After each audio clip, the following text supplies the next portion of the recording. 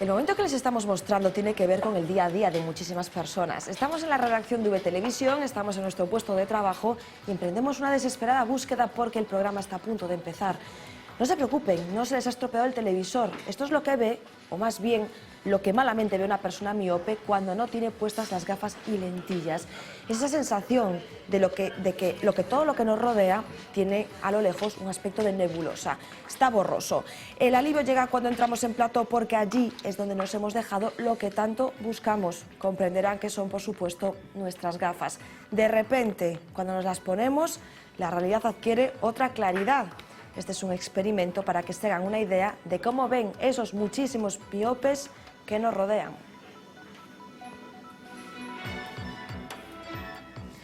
La miopía es uno de los grandes males que nos llevan a plantearnos cómo sería una vida sin gafas. Es lo que pensaron muchas personas que decidieron operarse con láser y ahora ya no están tan de acuerdo.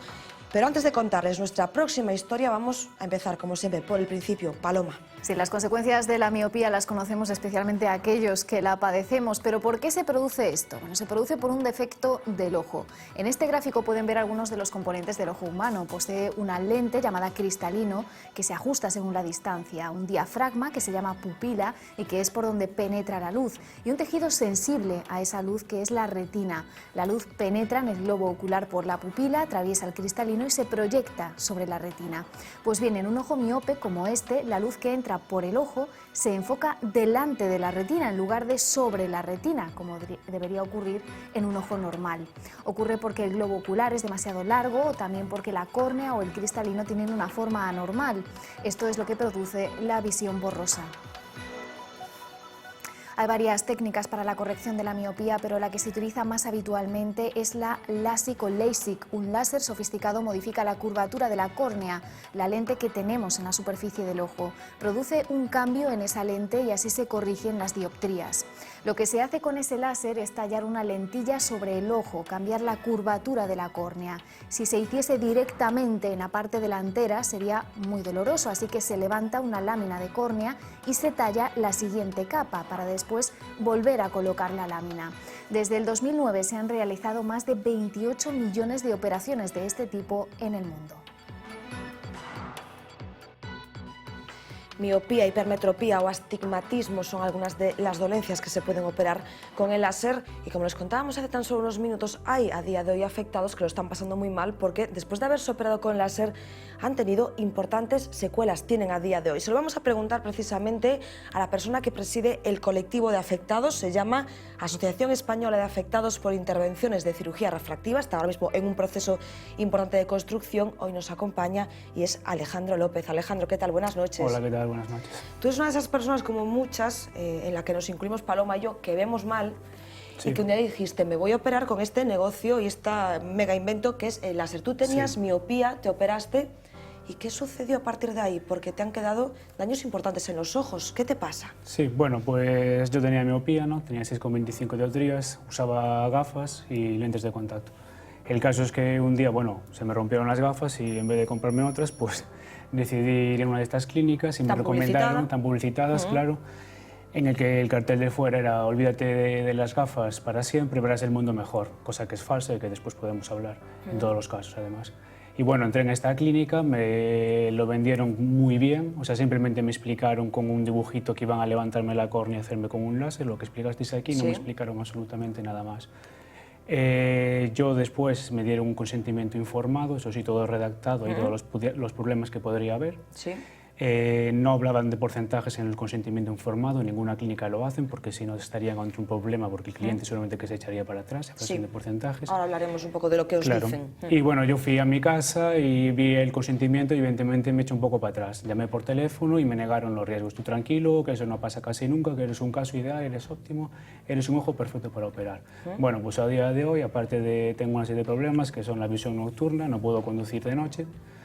Esto me ha acarreado problemas psicológicos bastante importantes, ¿no? Depresión, ansiedad, y también tengo, que es lo peor, es dolor ocular, ojo seco, pero no solo ojo seco, porque esto mucha población normal lo tiene, el 20-30%, sino que los pacientes que estamos operados muchas veces se ve el ojo seco acompañado de dolor neuropático, neuralgia corneal, ¿no? Claro.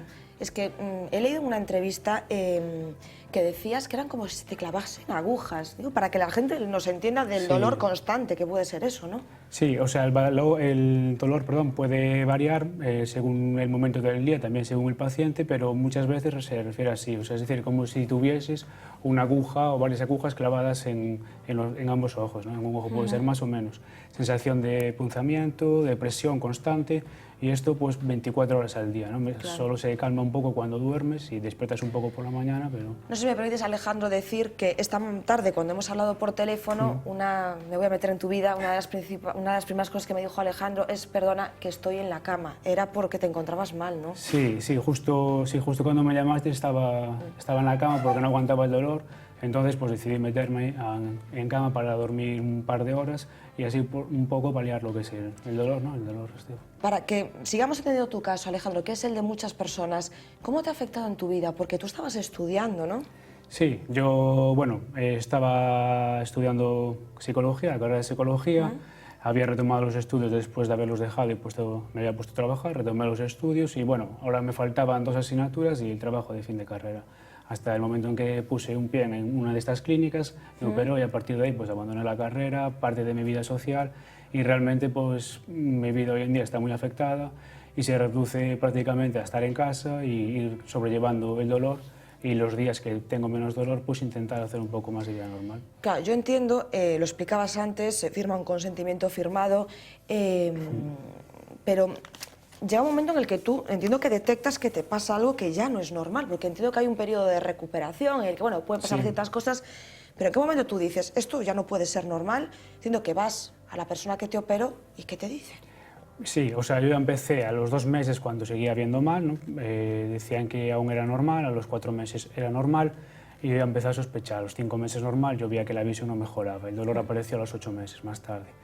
Y entonces ya decidí informarme por internet y ya nada, una búsqueda en Google vas a ver que hay un montón de entradas de LASI complicaciones, LASI secuelas y otro tipo de técnicas. LASI, ¿no? Es el láser LASI más usado. Es el más usado porque se considera el más seguro, hay que dejarlo claro, ¿eh? Pero lo utilizan porque se considera el más seguro. Y entonces, bueno, a partir de ahí empecé a dudar y ya empecé a plantear las dudas. Y me decían, no, tú tranquilo, no pasará nada, que esto es como te vas a acostumbrar porque hay un proceso que se llama neuroadaptación. Más tarde me di cuenta investigando que lo que llaman neuroadaptación es acostúmbrate, ¿no? No existe tal neuroadaptación, lo que haces es acostumbrarte al final de cómo ves. Que muchos aspectos no te puedes, en muchas partes de tu dolencia, claro. No en el tema del dolor es imposible, en el tema visual pues te acostumbras, es lo que te toca. Y después, bueno, después de la segunda fase fue cuando era un caso excepcional yo. Averigué que no era un caso excepcional, así se lo planteé y ahí fue ya cuando me empezaron, digamos, a tratar de manera más reacia y, digamos, a mantener un poco la distancia porque ya sabían que, bueno, más o menos conocía un poco la realidad, que había gran cantidad de afectados. Claro, gran cantidad de afectados, tú ahora eres el presidente de ese colectivo, como decimos en Construcción. Queremos dejar claro que con esta entrevista no intentamos batallar contra el colectivo de los oftalmólogos, solo con aquellos que utilizan malas prácticas y en este caso los afectados lo dicen. Esperamos hablar en unos minutos con la Sociedad Galega de Oftalmología para que nos aclare varios aspectos de esta información, a ver si es posible. Alejandro, dices que hay más afectados. ¿Tú conoces más casos? ¿Casos como el tuyo? ¿Casos más graves? ¿De todo tipo?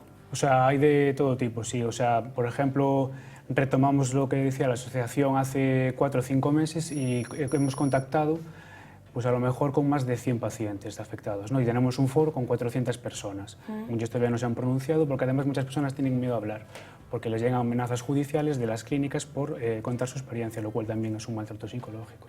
Y sí, muchas personas tienen desde dolor ocular grave, aberraciones visuales nocturnas, que después si queréis hablamos del porcentaje, y también ectasia corneal. Eso que es como lo peor, es lo peor que decir, la peor secuela, ¿no? Sí, el dolor neuropático y la ectasia es lo peor. La ectasia puede acabar, de hecho hace poco una paciente, una afectada, tuvo que hacerse un trasplante de córnea, ¿no? Claro. Y está afectando un porcentaje, se dice, en una revisión de 2015, que pudiera afectar hasta el 2,8% de la gente operada, hasta el 2,8%. Hasta que algo te afecta a la vista, en realidad, o hasta que tienes muchísimas dioptrías, no sabes cómo se puede ver. Les vamos a mostrar unos ejemplos, por ejemplo, de estas personas afectadas, cómo ven cuando conducen de noche y si les parece les vamos a comentar con Alejandro, porque es uno de los principales secuelas que nos encontramos. Alejandro, este es un vídeo que tenéis colgado en vuestra página web. Esta es la parte en la que conducimos pues normal, tengamos Sí, sí. gafas o no usemos nada, no tengamos ninguna Exacto. dolencia en la vista. Pero en este transcurso de este vídeo, en este después, vamos a ver cómo veis, claro. Sí. Es sí. que a mí me sorprende solo el efecto de las luces, de los faros de otros coches en los Starbucks, ojos que se llama, sí. y que tampoco se ve bien la carretera. ¿Eso te pasa a ti? Sí, esto me pasa a mí. Yo por la noche no conduzco y la mayoría de la gente tampoco lo hace, y quien lo hace pues asumiendo una serie de riesgos, ¿no? Y claro, o sea, el deslumbramiento, tienes peor visión nocturna. Y claro, esto estaríamos hablando, la gente que lo está viendo ahora en su casa dirá, bueno, pero esto le pasará a un pequeño porcentaje de gente, ¿no? En la operación tiene un riesgo. Pues no, estamos hablando de que el último estudio que hubo en 2014, financiado por la FDA, y que, bueno, tilde un poco, o sea, se va un poco hacia los favores de la industria quizás, pero aún así nos dice que el 35% de estas personas sufren halos, el 28% de destellos, 16% de deslumbramiento y 6% de visión fantasma. Estamos hablando de un 20-30%.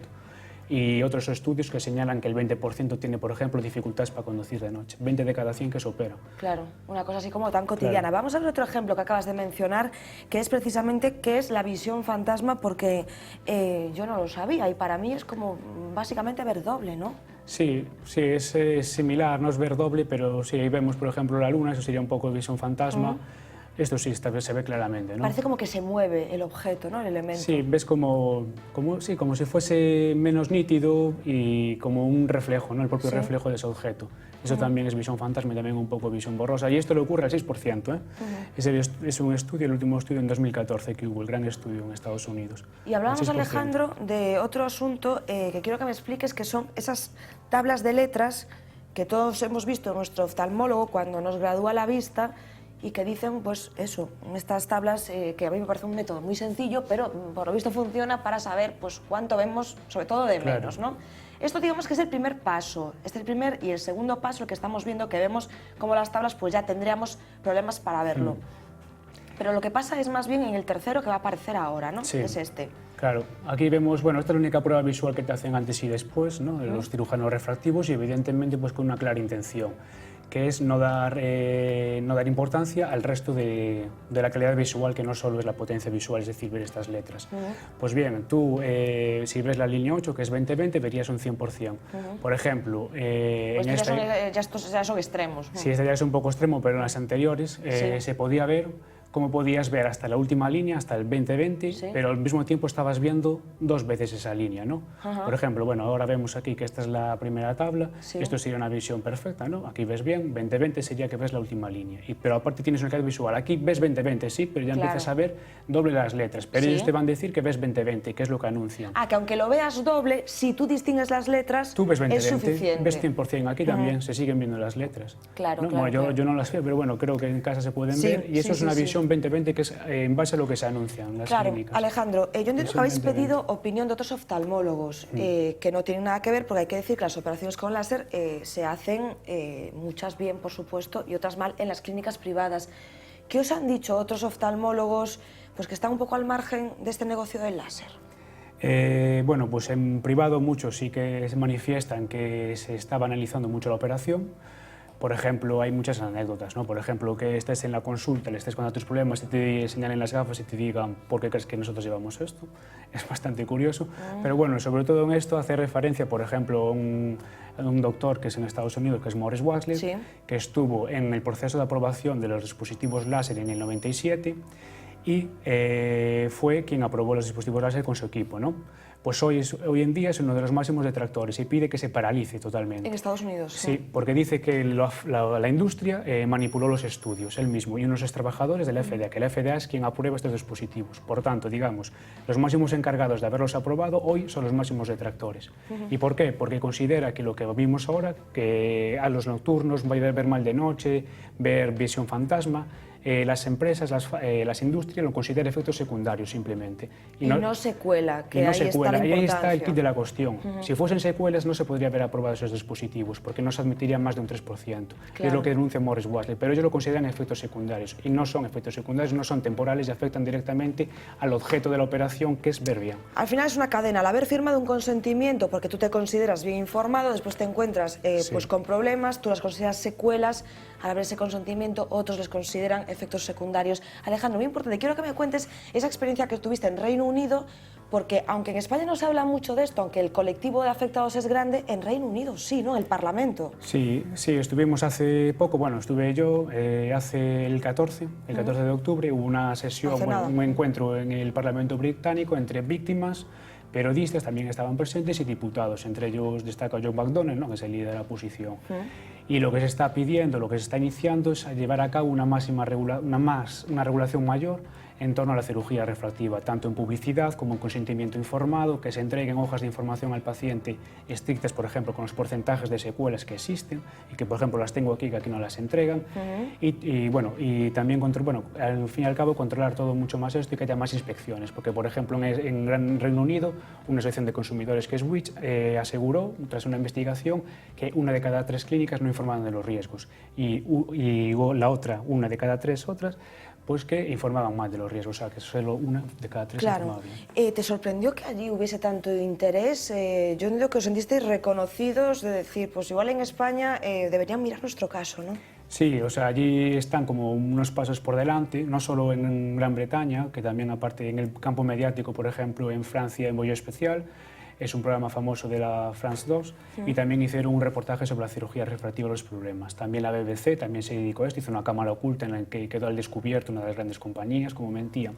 Y en España sí que está habiendo muy poco impacto mediático y también poca implicación por parte de los organismos reguladores y por parte de las sociedades oftalmológicas, por cierto, también. Claro. Yo no sé, Alejandro, ahora qué necesitáis. En realidad, personas pues que estamos hablando que no pueden tener una vida normal, yo no sé si necesitáis un poco de amparo de la administración. ¿Es una cuestión de justicia? ¿Es una cuestión de llegar a una invalidez ya? Sí, bueno, de hecho tenemos algún caso que sí que tiene la invalidez ya, por problemas de dolor o de problemas de visión. Después, bueno, nuestras reivindicaciones básicamente van en cuanto a una legislación mucho más severa. El primer objetivo es la paralización absoluta hasta que haya un estudio epidemiológico a largo plazo y que determine muy bien lo que está pasando, porque no se sabe, es decir, está siendo impredecible los resultados y se están negando y ocultando. No se dice, por ejemplo, que todos los ojos siempre quedan dañados, siempre, absolutamente. Después del objetivo, sí, a través de la Administración, pues en la búsqueda de tratamientos paliativos y un reconocimiento como víctimas a nivel jurídico también, claro.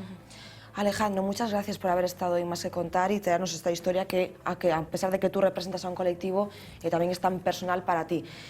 Buenas noches, Alejandro, gracias. Vale. Nosotros repetimos que ha sido imposible establecer una comunicación ahora mismo con la Sociedad Galega de Oftalmología. Nos quedan pendientes y retomaremos este tema para hablar, por supuesto, con la parte oftalmológica. Repetir que esta es una carga, no es una carga contra este sector, pero sí contra una parte del sector que lo está haciendo mal. Así nos despedimos por hoy. A las 10 empieza Vía V. Mañana Más que Contar a las 8:30. Buenas noches.